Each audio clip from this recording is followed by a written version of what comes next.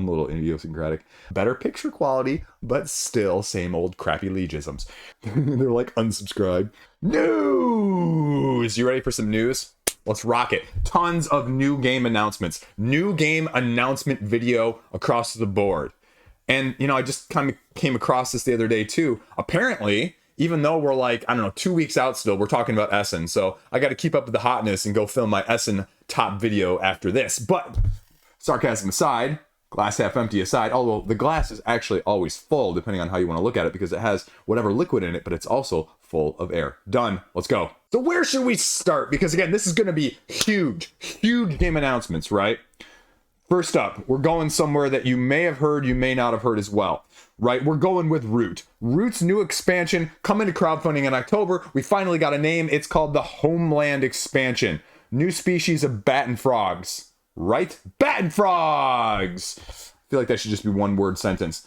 I mean, do you need two brand new factions? You need 2 maps? Lord of the Board? Think his map is actually being included. Yeah, I saw your video, Lord of the Board. You're not going to see this, but shout out to you regardless. That's freaking sweet, man. I've been opining for like my promo in a game I love for, you know, since I started this channel. Someday I'm going to achieve that, but this is massive. I mean, this isn't just like me getting a random promo thrown in that no one's ever going to use. This is a freaking board, I believe the Gorge, that's, you know, significant content that he designed. So kudos, man. That is freaking insane. My only question is going to be, as someone who has too much Root, the only other game that I have ever bought, sold, and bought again in order to not play is it going to be as compatible with 2 players? 1, the map, but 2, the factions, right?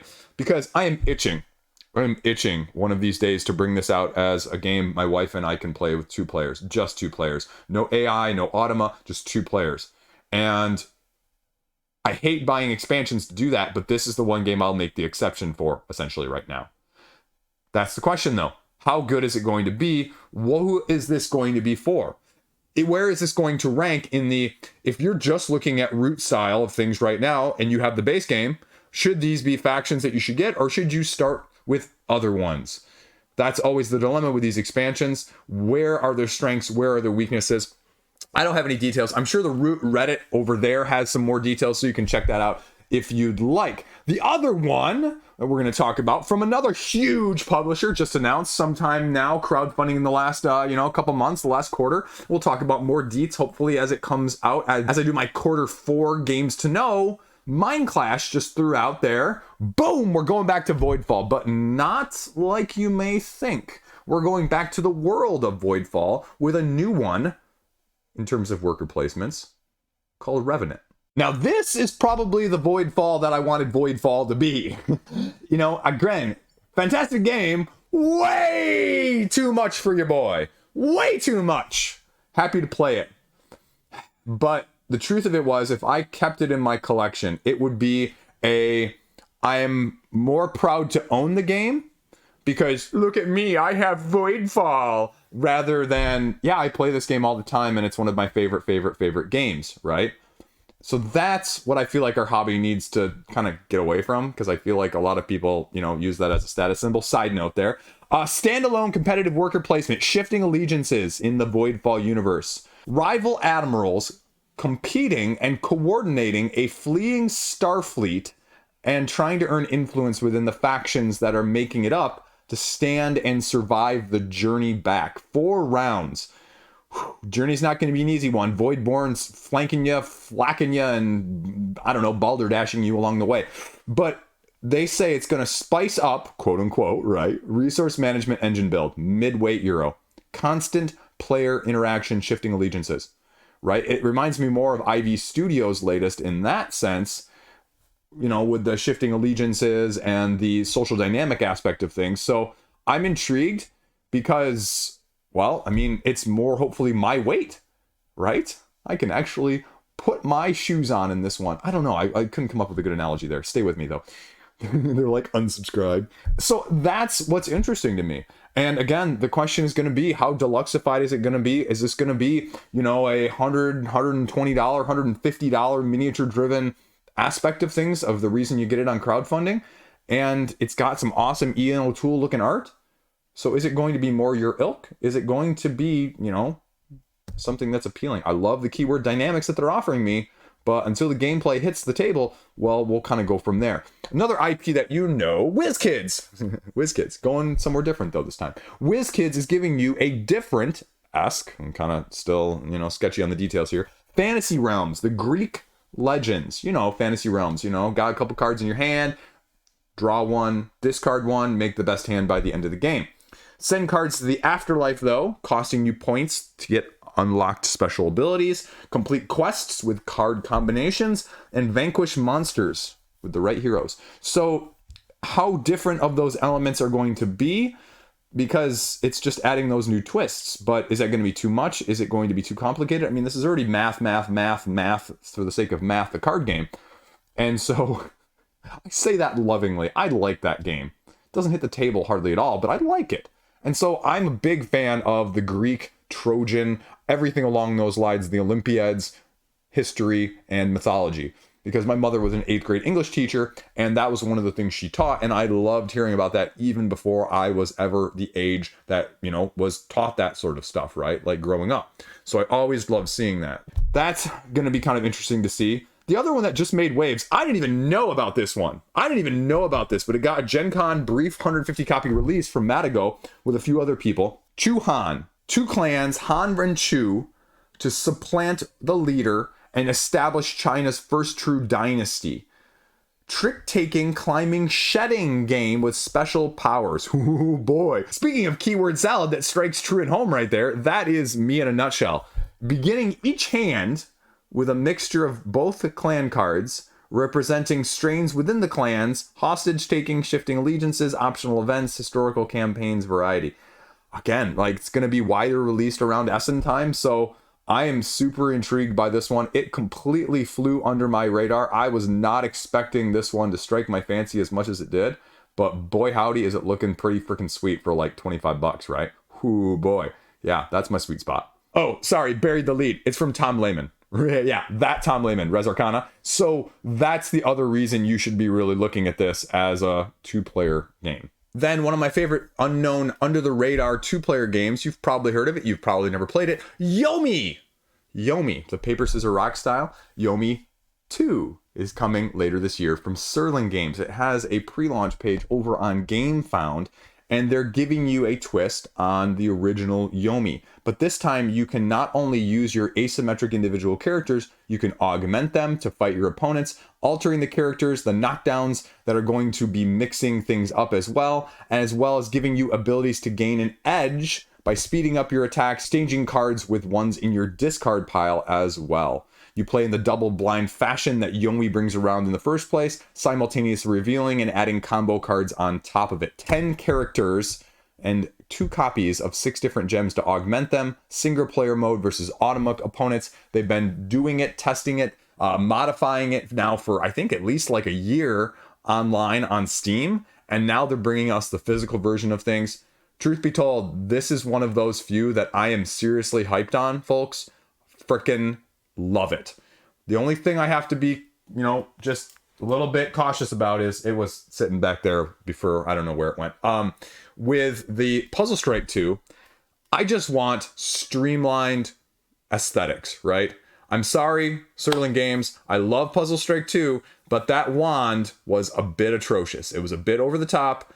Give me gameplay, smoothness, streamlined. I don't need super deluxeified with my 2-player dueling love, and I think it's going to smash it out of the park. Now, again, I'm the minority, and this is like abstract games on crowdfunding, but I like shouting it from the rooftops whenever I can. I talked about the other version of this previously, Invincible, the deck building game, right?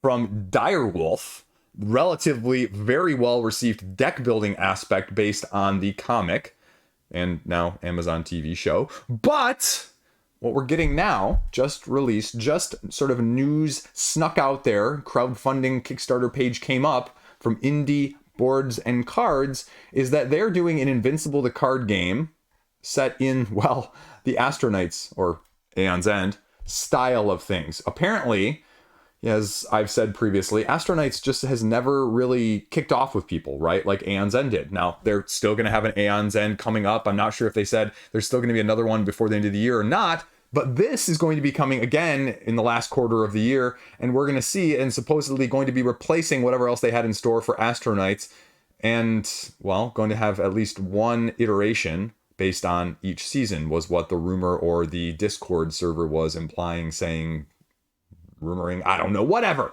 But that's what they're going to be bringing us. So, I mean, thematically, mechanically, seems to be very solid. And you're going to be working together as a team, going up and protecting the universe without our enemies and single battles or even a campaign mode that they've got in store for us. Customizable, expandable, adding heroes and villains for many planned expansions. Ooh, them's words my wallets don't want to hear, right? Powerful team attacks, though. That's intriguing. We don't really see that in the Aeon's End style of things. And combo abilities to strengthen your team. But the enemies are going to have ways of basically, handling that. And the Board Game Geek description gives a little bit more in the sense that it says, again, your random turn order that you're used to in this game.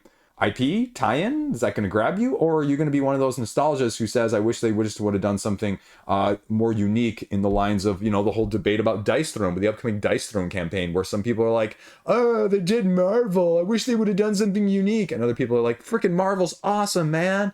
And then now you've got the unique ones coming out in the next campaign. And now you've got people being like, oh, well, those aren't very interesting. Like, right? You can't please everybody. So that's what I'd be interesting to see. How does this do monetarily wise with this engine system in the first place?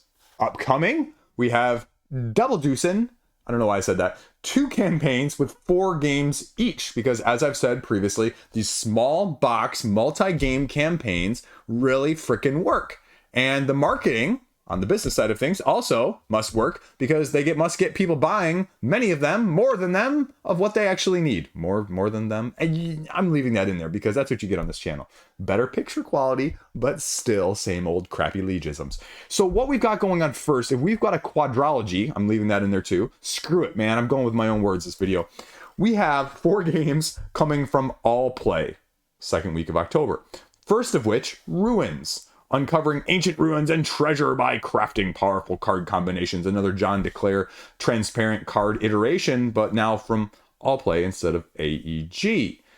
Again, stacking them, altering the combos in order to change the game state, and you get to claim 1 card the entire game. Can you construct the perfect thing? This is a re-implementation of the 2017 game Custom Heroes, where very similarly winning tricks to climb up the hill and doing it with a superhero theme side of things with, again, like I mentioned, AEG's style in the first place. The second game that's been announced, because at the time of me filming this, only 2 of the 4 have been announced. And don't worry, I actually clicked over on Allplay's publisher page on Board Game Geek to see if the other 2 were there, and I could leak the other 2 for you.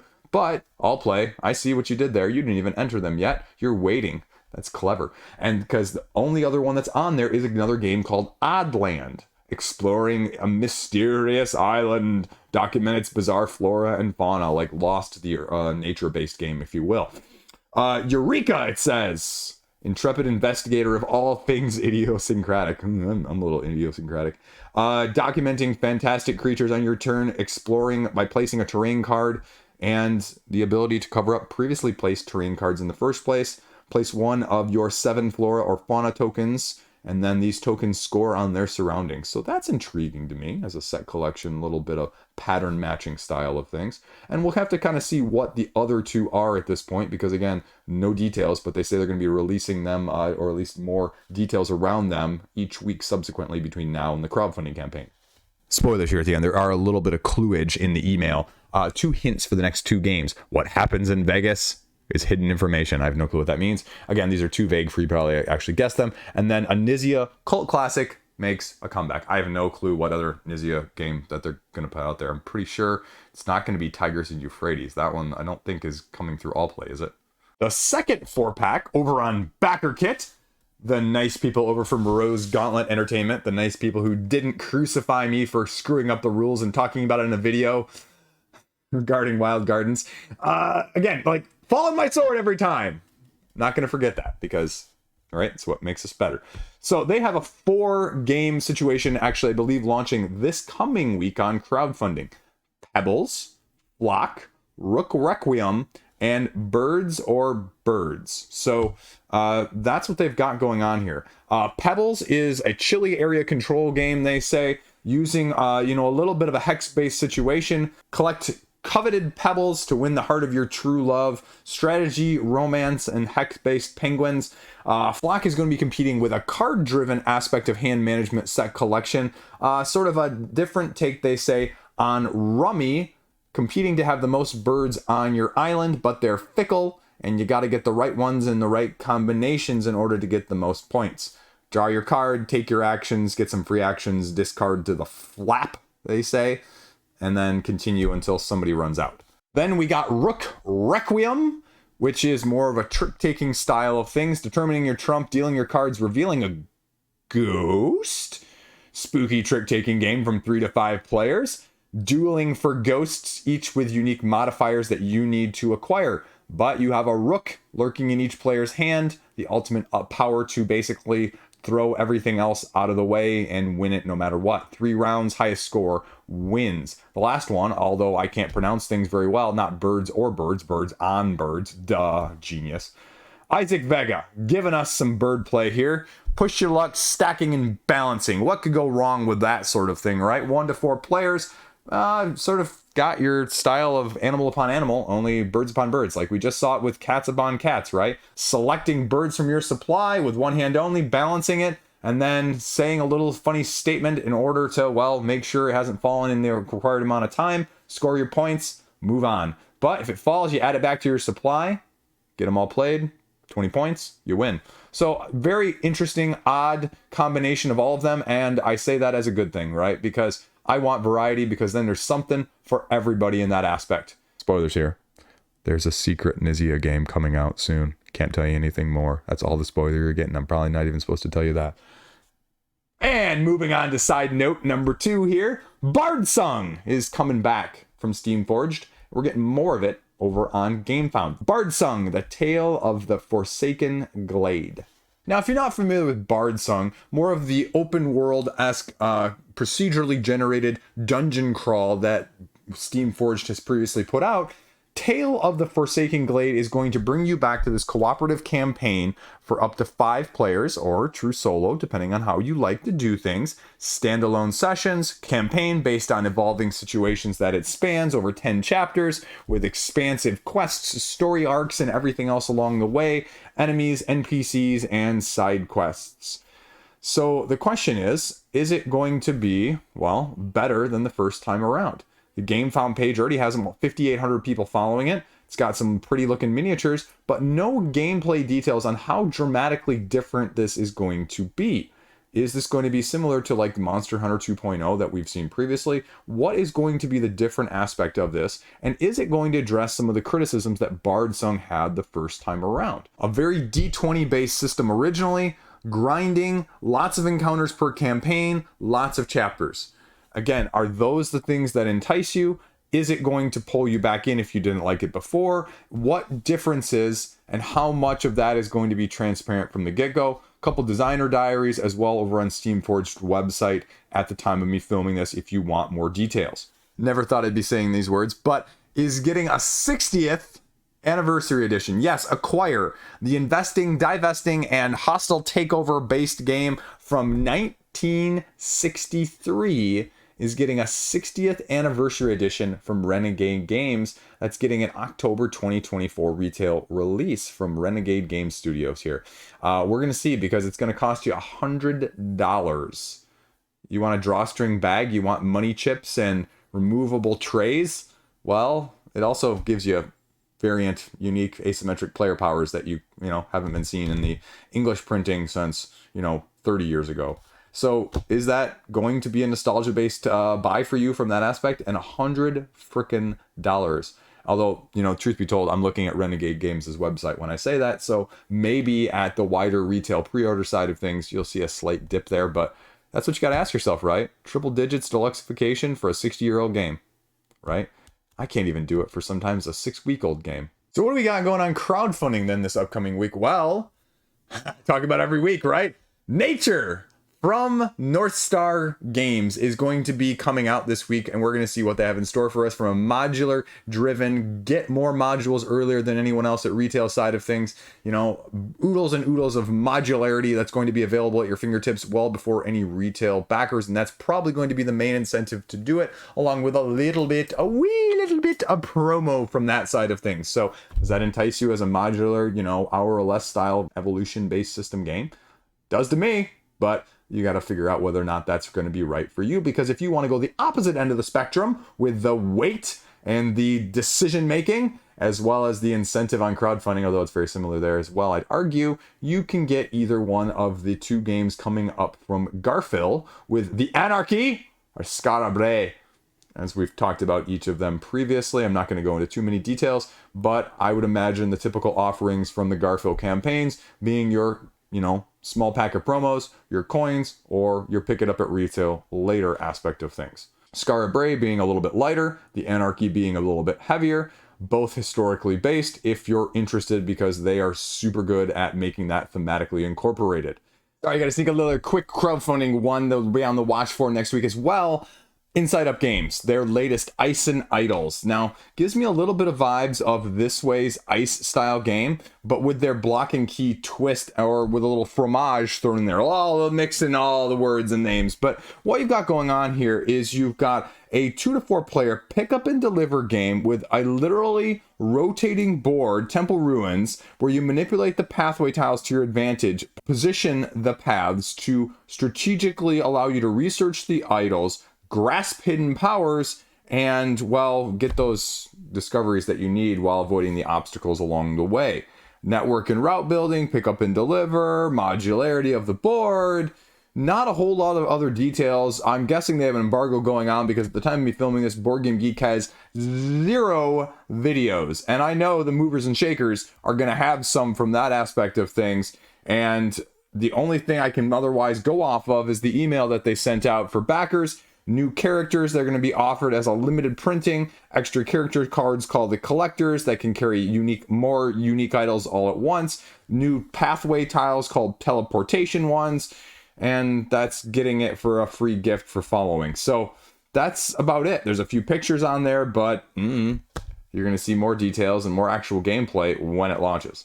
Then going back to the 2021 surprise crowdfunding hit and 2023 delivered Deliverance, where you have a 14 mission campaign, endlessly replayable skirmish battle of angels versus demons, 1 to 4 players with a different spin on the dungeon crawl, plus all those solo junkies are getting in on it as well. And they're coming back to us with Council of the Fallen, with a latest iteration in the expansion side of things, just more of everything in a good way, increasing the player count up to 5, more demons, more items, more everything campaign wise, with the new mysteries of a place called Fallbrook that you're going to be doing and achieving objectives, secondary objectives to give you a campaign linked scenario, overarching, tell me if you've heard those words before, experience-based situation that is going to have ramifications based on the consequences that you make along the way. Tougher than it appears, and definitely took people by surprise as a game that people are really enjoying in that genre or mechanistic approach of things overall. So we'll kind of see what the second time around brings and whether or not they can deliver. I went there, I'm sorry. Last up, later in the week, we're also getting the latest Eagle Griffin and Lacerda combination of Speakeasy. The latest in the heavy lines of those ilk, and the question again is going to be, are they going away from the exclusives, which they have been over the last 2 or 3 campaigns? Yes. Is the price going to go up by another $3 to $7? Probably. How much of their back catalog exclusivity and extra deluxeification add-ons can you offer during the campaign as well, like Cranio Creations does? Probably a fair amount, and then you'll get to see how different is this heavy of the heavies from the other ones that fall from that combination of pedigree or tree in the first place. Again, your boy ain't going to be able to break it down for you. That's probably going to be a short part of the new crowdfunding roundup next week, because I'm not going to be able to speak intelligently on it, so it's going to be an easy part for me. Speak easy. You know, it's kind of an oxymoron for me, because sometimes it's just not. Then what else we got going on the hotness? Because again, you need to keep up with the Joneses, and that's why we talk about this. And again, I'm just waiting for Board Game Geek to do like the game found, like keeping up the Joneses that way. You've got like the game found tracker on the right side of the screen, like this is newly launched, this is newly hit its funding goal, has a new update, this one is new created. You know, it's just a constant stream of stuff over there. And I don't even know how you would keep up with that or keep track of it, but I'm just kind of waiting for like the, you know, sort of bar to go along with, you know, rising of the hotness by this much this week and sinking of the hotness by this much for this week. I mean, we already see it on the left-hand side of your Board Game Geek page with the little arrows of red and green. So you can kind of tell how hot is it? How is it going up and down? Anyway, but I mean, we have, as I previously mentioned, Revenant from Mindclash is getting all the clicks just because, you know, I told you about it, you know, and that's why people know about it. And just kidding. Anyway, but that's why, I mean, it's making waves. And then we have Andromeda's Edge, which is still in the process of being delivered. I still don't know where my copy is. Which brings up a whole nother point. Like, I've been waiting months now for my Cthulhu Death May Die and my Marvel United Multiverse. And I just got another email today from Simon saying, actually, the East Coast containers for both of those are just basically MIA, essentially. Because now, apparently, the East Coast containers for Cthulhu Fear of the Unknown, they haven't actually booked. They haven't actually mother effing booked. And so it makes no sense because I guarantee on previous updates, you said it was all squared away. And now you're telling me it might not even booked because it was supposed to be October. Now it won't even be till November if we're lucky. And if you haven't booked them and it has to take 4 to 6 weeks to travel and it has another 2 weeks to get, you know, from the port to the actual distribution and then another week or two to send it out, I'm going to be lucky if I have it by Christmas. I'm filming this second to last week in September. Man. Again, transparency is the issue here. And where the balderdashing deuce is my multiverse pledge, right? Like, seriously? I mean, again, just, you know, oh, it's been in transit from the containers for like the last 3 months. I don't need it. It's just frustrating when it's so close and so far away and it feels like I'm just getting my wheels spun out from under me. I don't know. That metaphor made no sense, but you know where I'm going out of frustration there. Arcs is still trending. Chuhan that I just talked to you about as well. Puerto Rico will probably have a video out next week on why you should or should not back it. Beyond the Horizon we talked about last week. It's going to get the Essen clicks. SETI, the search for extraterrestrial intelligence, is also going to get the clicks because of the Essen release. Undaunted 2200, Callisto, which I'm also going to be covering on the don't buy it at retail for September this coming week. But don't take me and quote me for this, but it was something like a 60-page rulebook for the solo version of things.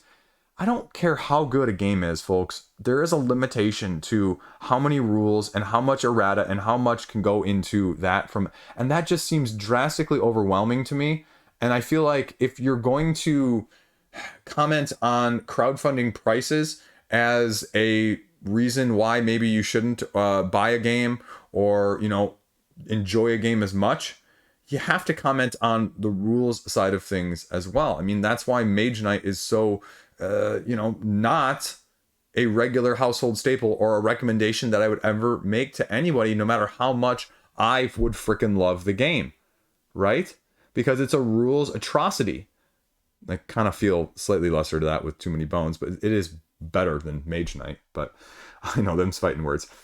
So that's going on there. Squirrel, Unconscious Mind, that's in the process of being delivered. Heroes of Might and Magic, I just covered it on the roundup from this past week. Absolutely smothering it over on GameFound. Just a blanket, putting out all the other fires of all the other campaigns. I'm making that up. There's no competition. It's not like an either or thing, but I mean, that got over $3 million in the first couple days. Freaking insane. Like I said on that video, if you would have told me that that was going to raise that much money in that short a time at the beginning of the month, I would have laughed you to the bank. And I would have said, you're wrong. And you would have looked at me now and said, Chris, eat some crow. And I would be eating crow covered in ketchup. And so that's out there. Defenders of the Wild got the shut up and sit down, you know, push last week as well. Black Forest is getting the Essen clicks. Harmonies is still lingering. Castle Combo from Fix Games is getting some clicks there again as an Essen. And Civolution on the same manner. And so, again, I got to keep up with the Joneses. So I'll probably have an Essen video out in the next week and a half before the start of October. Because, again, I'm going to tell you what games you shouldn't buy at Essen. And inevitably, it won't get as many clicks as the videos that tell you that you need to go buy these games and have these games in your collection, even if you have to import them for triple the cost from Essen before the people who are at Essen are even back from Essen, right? Because that's just how our side of things works. And that's what people want to see. I don't know, right? Tell me I'm wrong. Tell me I'm wrong in the comment section down below. That's the hotness though, and that's where things are at. And that is all of the other news and upcoming games that I have had my eye on, have my eye on, or have come across in the last week or two. So there you go. That's it. It's gonna be a great week. It's gonna be a great week. My kid has a birthday this coming week, and it's gonna be fantastic. He's turning 9, my middle one. So last year in the single digits, and it's gonna be great. So that's all I got. Otherwise, it's just like chill. Got a bunch of deadlines, got to get a bunch of stuff out, and got to film some more stuff as well coming out this week, hopefully. Impressions multi-game video of games that were sent to me that I'm going to talk to you about. A couple from crowdfunding, a couple from retail. We're going to smash it all together, see how many I can do in a short amount of time to give you some of my thoughts on some of the hype and hottest games that have been released in the last month, 2 months, 3 months, whatever it may be. Because sometimes I'm on top of the hype and hotness, and sometimes, as you know, I'm way behind things. That's the story of my channel right there. Way behind things. Peace out. Stay classy. See you around.